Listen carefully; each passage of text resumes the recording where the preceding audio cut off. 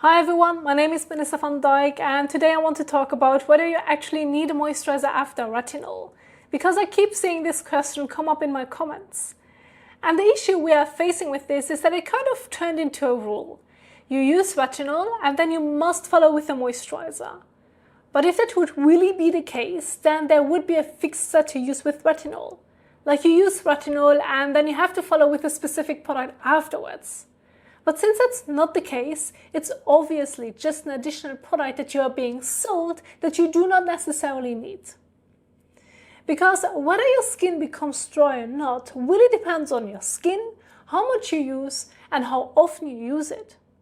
So instead of reacting to an actual problem, what you're doing is reacting to a possibility.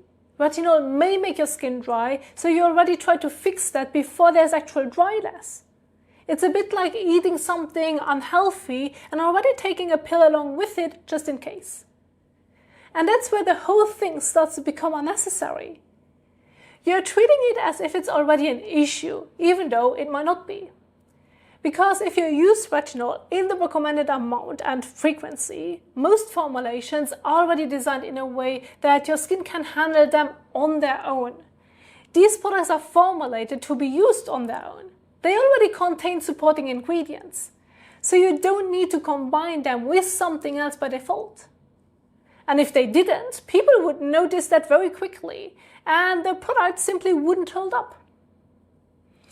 Of course, if you start using too much, then yes, you can run into dryness.